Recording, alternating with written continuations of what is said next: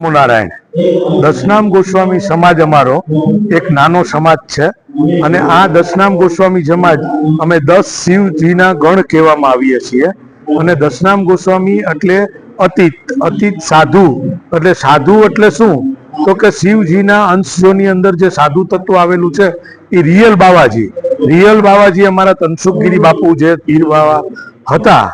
એમના ગાદી માટેનો જે અત્યારે વિવાદ ચાલી રહ્યો છે આ વિવાદ વાસ્તવિકતામાં હોવો ન જોઈએ કારણ કે પૂજનીય સંતના ગાદી તરીકે એમના વારસદાર શ્રી દુષ્યંતભાઈ જે એને બચપનથી નાનપણથી જ સેવા પૂજા કરેલી છે અને એ જગ્યાનો હક માટે જે અત્યારે લડાઈ ચાલી રહી છે આ લડાઈ શા માટે અને આ લડાઈ એટલા માટે ન હોવી જોઈએ કે આ ગાદી ઉપર માત્ર ને માત્ર દુષ્યંતભાઈનો જ હક છે અને દુષ્યંતભાઈ ત્યાં સેવા પૂજા કરે એવી અંતરાત્માથી અમારા દશનામ ગોસ્વામી સમાજની લાગણી છે અને આવું થાય એના માટે હું આ અમારા સમાજ સાથે જોડાયેલો છું અને સમાજની આજ જે મિટિંગ છે એ આ બાબતની મિટિંગ સંપૂર્ણ રીતે અમારે મળેલી છે અને આ બાબતમાં દુષ્યંતભાઈ ગાદી ઉપર બેસે એવી અમારા અંતરાત્માથી ઈચ્છા છે. ઓમ નમો નારાયણ. આદરણીયપૂર્વક આભાર માનું છું અને એક આપણું આ જે થયું છે બધાએ તમે સોશિયલ મીડિયામાં ને બધે જોયું કાર્યું એવી રીતે કે જે આપણા જ પરિવારની આપણી જ ગાદી છે તો અન્ય બીજા કોઈ બહારના સાધુ આવીને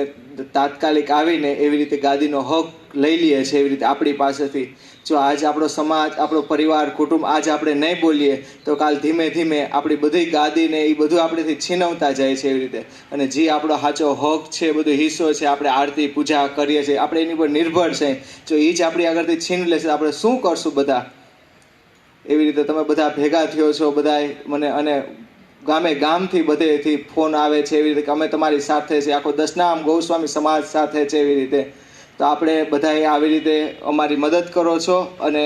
આગળ આવી રીતે કરો એવી હું બધા આગળ વિનંતી કરું છું. સરસ મજાનું નિવેદન આપ્યું અને એણે એમ કીધું કે સંતો માટેની આ લડત ન હોવી જોઈએ. આજે તનસુખ બાપુ પૂજનીય આપણા આજે આપણે એના માટે બે શબ્દ સારા કહેવા જોઈએ. આપણે એના માટે ભંડારા કરવા જોઈએ. સાધુ સંતો લોકોએ એનું જમણવાર કરવું જોઈએ અને બધું જે કંઈ કરવું હોય એ સમાજ માટે એટલા માટે કરવું જોઈએ કે આજે એના દિવ્ય આત્માને ભગવાન શાંતિ આપે અને એના પછી કોઈ વિવાદ ન થવો જોઈએ. અને જે પૂજનીય આત્મા અને એવડા મોટા સંત તનસુખ બાપુ એટલે એક બાળ સ્વરૂપ જેવા વ્યક્તિત્વ ધરાવતા સંત હતા અને એના માટે આપણે આ વિવાદ થાય એ મને તો દિલથી નથી ગમતું. મારા મિત્રે કાલ બહુ સરસ મજાની ગિરીશભાઈએ વાત કરી કે સંતોની આ ભૂમિની અંદર આપણે શિવરાત્રિનો મેળો હોય પરિક્રમા હોય લાખોની સંખ્યામાં માણસો જૂનાગઢની અંદર આસ્થા સાથે જોડાય છે અને એક એવી આસ્થા લઈને આવે છે કે જૂનાગઢમાં જો આપણે આવશું અને જૂનાગઢની ધરતી ઉપર 2 મિનિટ પણ સમય ગાળશું ને તો શું થશે કે એ આપણા આત્માને શુદ્ધ અને શાંતિ મળશે. માણસો આ અવડા મોટા આખા દુનિયામાંથી માણસો જૂનાગઢની અંદર પરિક્રમાનો મેળો હોય શિવરાત્રિનો મેળો હોય એની અંદર એટલા માટે આવે કે એના આત્માને શાંતિ મળે એના વડવાઓને સુખ શાંતિ મળે એના માટે આવતા હોય. આવી પવિત્ર ભૂમિની અંદર આવા વિવાદો ન થાય એવી મારી અંતરાત્માથી ઈચ્છા છે. ઓમ નમો નારાયણ.